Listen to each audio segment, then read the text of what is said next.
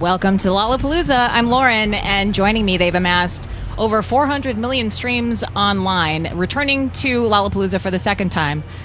Tyrone, John, and James. It's Rüfüs Du Sol. Hi, guys. Hello. Welcome back to Grant Park. Is the second time just as sweet?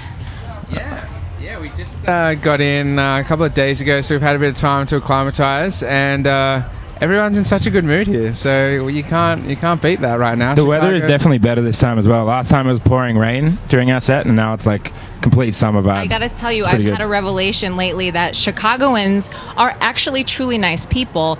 We're just always a-holes because the weather usually sucks. But no, this is glorious weather, and I have to think that maybe the Australian air has helped out just a little bit. Perhaps. How was last night? Sold out after show at Vic Theatre before, but it's an after show. Yeah, it was amazing again. Like we played here not too long ago in December, so this was like such a different vibe. It was intimate, and felt special. It was amazing energy right throughout the set. So it was a good little warm up for today. Yeah, I think today is going to be pretty special as well. And then we have an after show later tonight, a little DJ set that we're going to do afterwards at Spy Bar. So it's jam packed for us. Nice. Well, we're gonna get as much as we can get out of you while you're here. Just gonna wring it out of you. So last night was with Cassie, and the last time you were in town was with Hayden James. So do you have a very strict rule that you only play with other Sydneyans? Sydneyans? No, I mean, we don't have a strict rule, but it does end up being the case. We just pick our favorite artists at the time that are willing to come play the shows before us. Usually they're people that we love to hang out with too, and those two in particular happen to be legends, so it made it easy for us. All right. And Cassie and we've just released on our new record label, Rose Avenue Records. Yeah, congratulations. Thank you. So I guess you're like always traveling through different airports and seeing like a lot of the same faces and people sharing music all the time amongst us. So we get to hear a lot of music, we see a lot of people inspired. So it's been good to be able to nurture and like look after different artists in that way and get them on tour. Well, that's something that I've noticed that you guys kind of task yourself with. How important is it to you to help out other artists?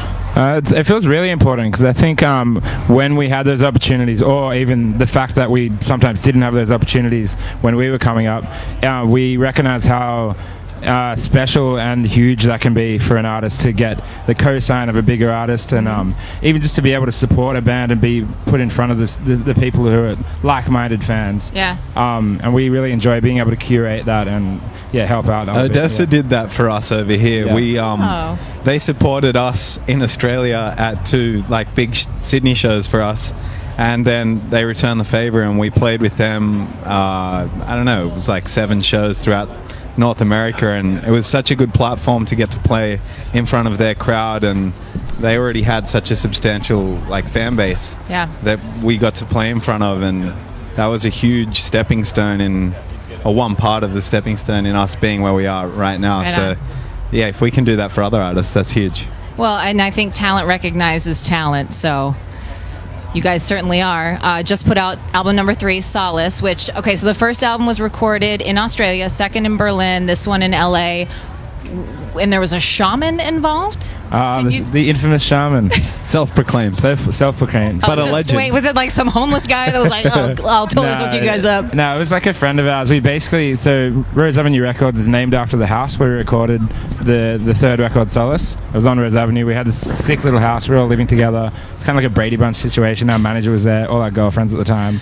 And then this friend of ours, who was the shaman, was over one night. Like, we had a few people over for drinks, and we showed him the studio, which was like a perfectly functioning studio, but it was pretty sterile. It was just like wooden floors, plain walls, and he was like, and he had a notepad in his pocket and a compass, and he's like, leather-bound. A leather-bound notepad. It's very important. Like, he just had this stuff on him already. Compass. A compass. And he's like, knowing north, south, east, west was very important. They didn't want to get lost in the house? It was like, this corner has this kind of energy going on, and then the entrance has to be like from a certain, I can't remember if it was north, south, east or west, but it needs to be from one place. Yeah, that's where the door needs to be, and it wasn't in our circumstance. So he put up these 2 they're like art pieces, but I guess the purpose of them was to flip the energy or polarity of the vibe. polarity, exactly. The vibe polarity. Wow. This That was is a lot. way above my pay grade. Yeah, it's above ours too. Yeah. All right, so he was a friend of yours because I was wondering where you would even find a shaman. Do you put a ad on Craigslist or? Yeah, true. Is I'd it- be wasn't interested to see the results of that. Yeah. What Well- did they say? It wasn't the shaman that we wanted. It was the shaman we got, or the Yeah, shaman we needed. The shaman we needed. Yeah. Nice. Everyone should He have found their own us. shaman. Really. Aw, Yeah. that's so sweet. Well, it worked out because the album is absolutely incredible, and it really plays like a soundtrack. And I'm curious, if it was a soundtrack, what would the movie be about? I think Tyrone's got this. Well, I mean, I think it'd be based in the desert for sure. Probably a western of some sort. Definitely, trailblazing the desert in this cowboy outfit. A lone traveler. A lone traveler lone that cowboy. comes across two other travelers, and then they share a great bond of country music. And There are three happy-go-lucky lobsters trying to make it in the country music scene. yeah, Interesting. All right, so who would play those people? yeah, Yeah, we've cast they it. just do it all. Yeah. It's just, Would it be like Tyrone the kid? Well, the Beatles put out Tyrone the like Kid, you know, the Beatles put out their movies with their own soundtrack. Yeah, maybe you we might as can well do star that. in it. It's your They star in it. We can star in Exactly. it. I like Yeah. this western direction. We should, There's a- what's wrong with it? There's the Daft Punk one in the desert too. And so I don't know whether they actually just put someone else's helmets on another actors. So we could come up with some ways to hide ourselves so we don't have to be out there. That's true.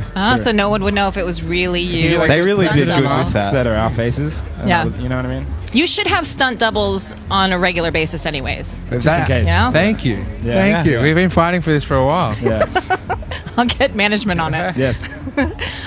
Okay, so there's the Solace remixes volume 1 through 6 that are available on all platforms, and then there is a Solace remixed coming. Is that a different thing, or is that? So the thing that's about to come out in September is like the full package of all the remixes. We've kind of been releasing bits and pieces. Yeah. But this is like the entire album remixed, and we spent like the last 6 to 9 months curating, giving revisions, like trying to reach through to artists that we love.